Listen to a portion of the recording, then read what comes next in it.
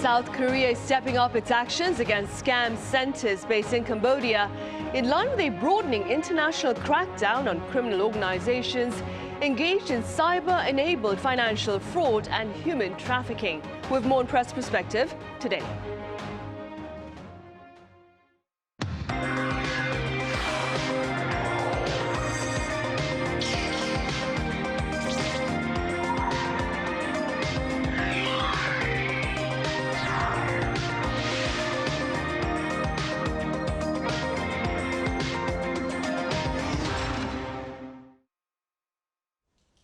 Hello and welcome to Tuesday's edition of Press Perspective for October 21st. I'm Min Sunhee.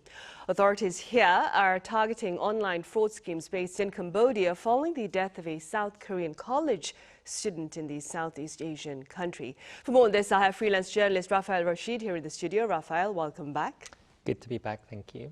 I also have Thomas Maresca with American news agency UPI here in the studio with us. Thomas, it's great to have you here. Thanks, great to be here.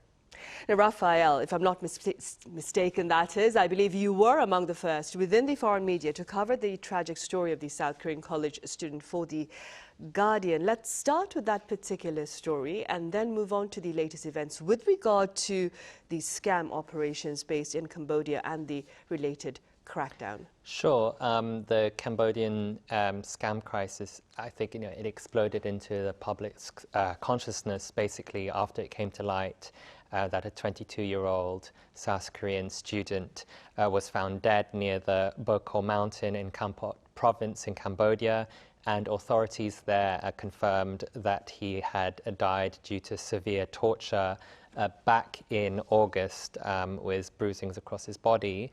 And the allegations are that the student had been lured to Cambodia with the promise of high-paid work, only to be kidnapped, tortured and killed when he failed to comply with these scam operations. Of course, investigations are still ongoing.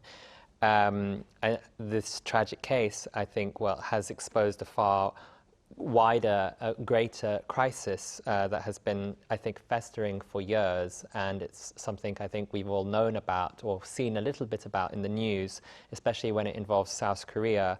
And the Foreign Ministry data says that kidnappings and detentions that have been reported to the ministry jumped from just 4 cases in 2021 to 330 cases this year until August. So it definitely seems to be on the rise, and Seoul estimates that around 1,000 South Koreans are somehow involved or implicated in these operations, in these scam compounds, or trapped in Cambodia, which is said to employ an estimated 200,000 people from around the world. So it doesn't just involve South Korea, it's basically taking in whether it's Koreans scamming Koreans or other nationalities scamming their own people. And so I think these aren't traditional crimes, but they're quite sophisticated. Cryptocurrency investment scams, using trafficked workers or even fake romantic relationships with victims, basically persuading them to invest their entire lives savings in these kind of fraudulent platforms, and then people who refuse to comply or do not perform enough will get beaten.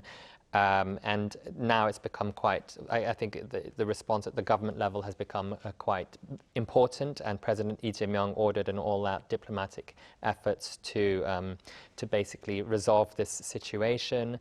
And we saw just last week the Vice Foreign Minister going for emergency kind of meetings in the Cambodian capital, which has resulted in the deportation of 64 detained Koreans who, it's a bit ambiguous. They might be involved or might not be involved. It's very difficult to know if they were coerced or they voluntarily joined these scams. And so far, today, police have, so far arrested 49 of the 64 people that were brought back to South Korea. So it's an ongoing crisis at a national level. Right. And Thomas, you recently covered the remarks by South Korea's Deputy Permanent Representative Kim Sang-jin at the UN with regard to these alarming criminal activities. Could you tell us a bit more about that? Sure. Just, it was a brief statement basically he made at the UN General Assembly in a kind of a dialogue with the chair of the Human Rights Committee last Thursday, basically just calling for stronger global cooperation and warning that these trafficking networks linked to scam centers have become a growing transnational threat. And so, it's basically highlighting this, particular instance of these crimes, in the news that's come out about the Korean connection to these Cambodian scam centers. But he was basically highlighting, just the broader picture and how wide-reaching it actually is. And, again, this is actually not something brand new. I mean, it's getting a lot of attention and coverage now within South Korea. And I think, the Korean involvement in it has, brought it to maybe a greater global attention in recent, days and weeks. But, the UN itself, a group of human rights rapporteurs in May released a report calling what's going on in some of these scam centers across Southeast Asia, humanitarian and human rights crisis. And again, some of the things that Raphael mentioned, just how deeply integrated these criminal networks are, and sort of, all of these new-ish areas of cryptocurrency, and just the amount of kind of digital communications platforms that are enabling this, and how cross-border it is. Amnesty International also in June issued a report, more specifically about Cambodia, the number of scam centers there, and they implied that there was some perhaps complicity between some of the crime bosses, who many of them are coming from China, in particular with these Cambodian locations, and with the Cambodian government itself kind of turning a blind eye. And there is also an element of that, I think, across a lot of these regions where there's a kind of elite capture or elite interest among business interests, government. There's a high level of corruption that's crossing through all of this. So, I think just the comments by this, the deputy permanent representative, are kind of a micro version of a macro event that deserves, I think, more attention. Right. Raphael, we've also been told that the US and the UK have been rolling up their sleeves against such scam operations based in Southeast Asia. What's the latest on that front?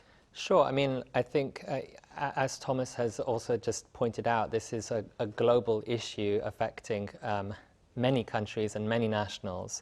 And this has been in the news, of course, in the West for quite a while. And the Americans and the British, I think, have delivered their most significant blow yet to these Southeast Asian scam networks, and have coordinated sanctions last week targeting specifically Cambodia's Prince Group conglomerate and its chairman.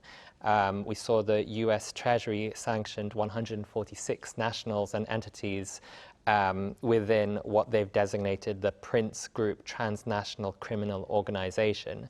And at the same time, federal prosecutors unsealed an indictment against its chairman on wire fraud and money laundering charges, and they seized nearly, I think it was almost $15 billion worth of bitcoins in what the Justice Department called its largest ever forfeiture of this kind, essentially. And the UK matched also with sanctions of its own on 6 Prince Group entities, and froze, I think it was 19 London properties worth £100 million linked again to this network.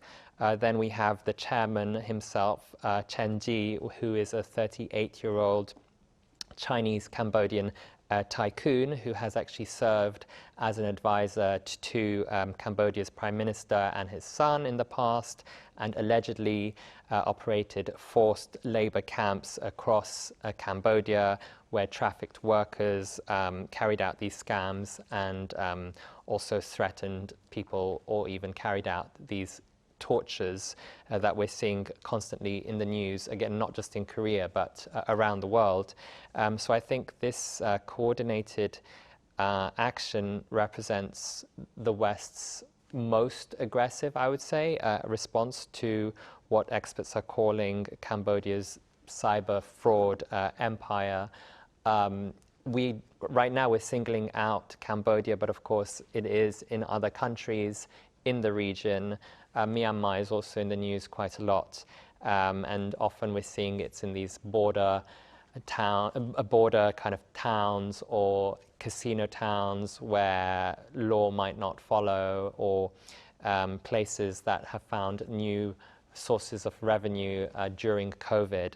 And I think when it comes to this Prince group, as it turns out, it seems that they were also operating an office in Seoul, and it seems that, the address is currently based in Gangnam, and police have said that they might be looking into investigating the activities, business activities or transactions in Korea to check whether there wasn't any money laundering happening. Right, and speaking about South Korea's response, Thomas, what has been the foreign media coverage to South Korea's handling of the situation? Well, I think, it's been more or less covering, the broad notes. I mean, it certainly has stayed in the international news cycle. I mean, covering it, I think mainly, I haven't seen too much in the way of commentary or analysis to this point, but hitting the beats of, almost day to day, maybe the travel ban, this recent repatriation, some of the questions about the repatriated Koreans, whether there have been arrest warrants issued for them or call for arrest warrants to be issued, and their complicity or not. So I think it's mainly been just hitting the news beats of it, but I would say that probably some of the analysis maybe has touching a little on just what prompted it in the first place, and the public outcry about this college students that we were talking about before kind of seemed that's what kicked the government into gear. Obviously local media has been covering more of the back and forth around the response. It's become a bit of a political football as well. And I mean, I think I touched a tiny bit on some of that debate in some of my coverage. But, on the one hand, you have the opposition lawmakers blaming the Lee Jae-myung administration for not doing enough. And some of them are really trying to tie it to China, and saying that, this is kind of, you need to be tougher on China, and sort of implying that the Lee administration is not tough enough. And then whereas the Democratic Party is kind of pointing back to the administration of previous President Yoon Suk-yeol, which is when this number of these kind of kidnappings or abductions really took off, and some of the, saying that his administration didn't respond, even rejected calls for greater safety measures, even as there was a great increase in the amount of investment, overseas direct assistant investment going into Cambodia. So, those are some of the issues that are floating around, I think, locally, which may make more of a way into international coverage as this story continues. And I think overall, it has been of great interest to the international media. Partly I think because it not so necessarily shakes up the narrative, but I think, this story has been floating around for a while, but I think it's also mainly been sort of considered a sort of within Southeast Asia issue. I sort of remembered it more being, knowing, yes, there's these centers in Cambodia and as, Raphael said, like Myanmar, some of these border areas, but it often seemed like the victims were coming from Vietnam, coming from Southeast Asia, or many were coming from China. But somehow, seeing, a more wealthy, say, or country like Korea being also so deeply affected by it, I think, is a bit of a newsy angle to it for the international media. So, and as well, the ASEAN summit is coming up, and APEC is coming up. So this could be an issue that I think is going to, possibly be, at least have some peripheral, resonance to the coverage of that as well. Right, and meanwhile, Raphael, on social media platforms, there have been quite a number of hate posts targeting Cambodia. What have you been hearing on the ground? Yeah, I think the backlash, unfortunately, there's been backlash, and I think it's unfortunate. It's been quite swift and quite disturbing since this whole Cambodia scam center crisis erupted.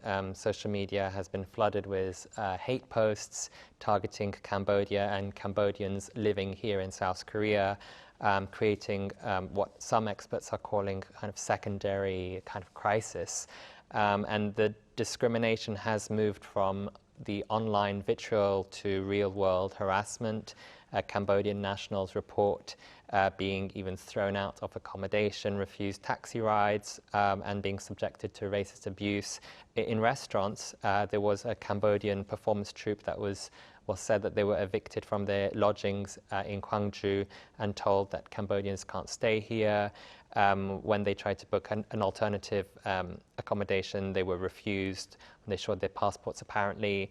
But I think we have to remember that South Korea hosts quite a lot, a significant Cambodian population, tens of thousands. I think it's around 60 or 70,000 Cambodians live here, and the number has increased in the past few years.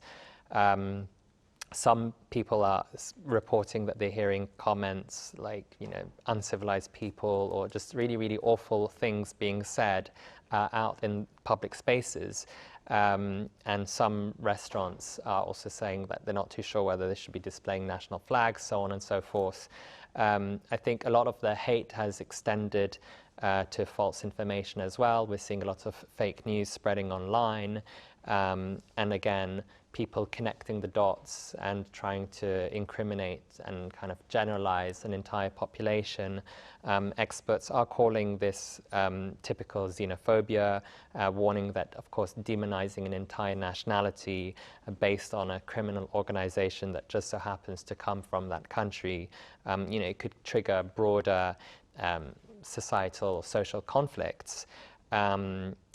There's also been, I've seen also, there's also been a lot of anti-China rhetoric as well, because of course some of the people in these scam centers are of different nationalities, and so when we see a criminal of that nationality, then the hate goes to the entire community. So, and that's also been online and offline. I think, of course, the irony is that a lot of these Koreans, victims or not, they were lured by Koreans themselves, whether we like it or not, and it's an uncomfortable truth.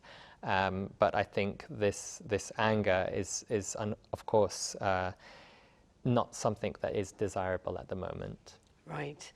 And against this backdrop, Thomas, what do you believe should be the broader, perhaps, takeaways from such stories of cross-border scam operations and their repulsive repercussions on vulnerable people? Yeah, I think there's really a lot that this reflects from the news coverage to the sort of law enforcement aspects, where I feel like you can see how both law enforcement and it does feel to some extent news is playing catch up to these very advanced current. This is very kind of like 21st century type of crime in a lot of ways, and it's transnational, it's technologically enabled, and it sort of exists in these blind spots that are, some are just naturally these kind of blind spots between governments or in these sort of border areas that are not well monitored or governed. And then there's also kind of a willful murkiness that the operators of these types of crimes are manipulating or trying to further. I mean, the sort of so much of this is going on in these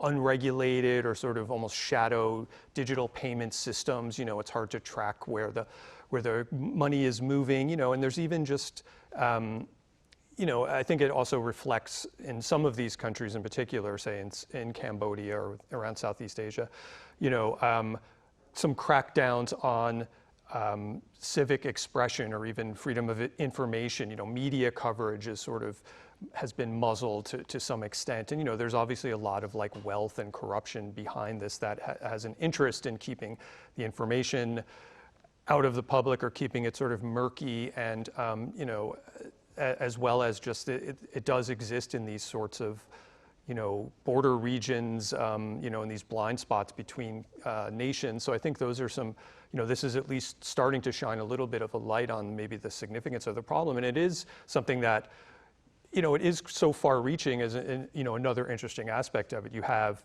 the victims themselves that are forced into doing these sorts of online scams. You have the victims that are falling for these scams in other countries in the US, in Europe. And then, I think this also does highlight as well something about kind of the state of maybe people's lives in the current economy, where the fact that there are so many Koreans, I read an article today in one of the local media saying that, there is this question of how, obviously some Koreans that fell for this were tricked, but then there are others that are kind of doing it perhaps willfully. And, it raises the question of why do they feel so desperate to do, even knowing that they're getting into something that is so potentially dangerous, it is still attracting people from, a wealthier country like South Korea. So it says something as well about, the current maybe state of people's sense of, their economic opportunities. And, another aspect of, this kind of where we are in a globalized, digitized 21st century that, are all questions, I think, worth looking further into. Right, well, the disturbing event for sure has sparked much social commentary here in the country as well as elsewhere, of course. Raphael, before we end today, let's quickly move on to another issue of a bit of interest here. Last week, South Korea kicked off its largest arms fair. Yesterday, that's Monday, President Lee Jae-myung spoke at the fair and pledged a bigger budget for defense and aerospace research over the next 5 years. Could you tell us a bit about the relevance of his remarks and, of course, the event itself? Yeah, I mean, the event itself, this is ADEX 2025, the Seoul International Aerospace and Defense Exhibition, and it's being billed as the country's largest ever arms fair with 600 companies from 35 countries participating. And I think, there's been a lot of emphasis or coverage on like the unmanned or AI-enhanced weapons.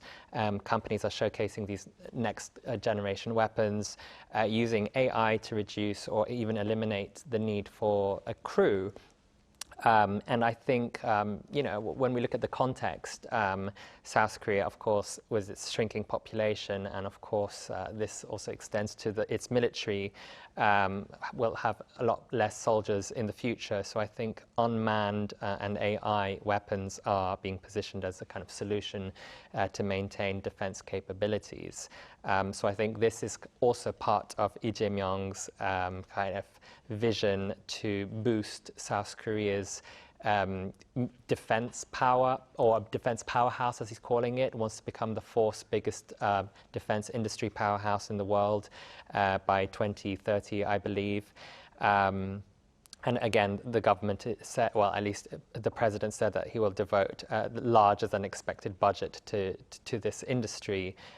So I think, of course, this comes at a time when we have, like the demand for Korean weapons increasing, especially after Russia's invasion of Ukraine. And this has become a multi-billion-dollar industry, very important one for South Korea. So I think this show, this exhibition, this fair that is currently taking place in Seoul is essentially a kind of shopping window for that export drive that Korea is looking forward to in the coming years and decades ahead. Right, especially as the government seeks to advance South Korea to join the top players in the defense market itself. Well, I'm afraid that's all the time we have. Raphael, as always, thank you so much for your time and your thoughts. Thank you very much. Thomas, thank you very much for your insights. Thank you. Right, on that note, we end this edition of Press Perspective. Thank you for watching, and do be sure to join us again same time tomorrow for a panel session on the new leadership in neighboring Japan.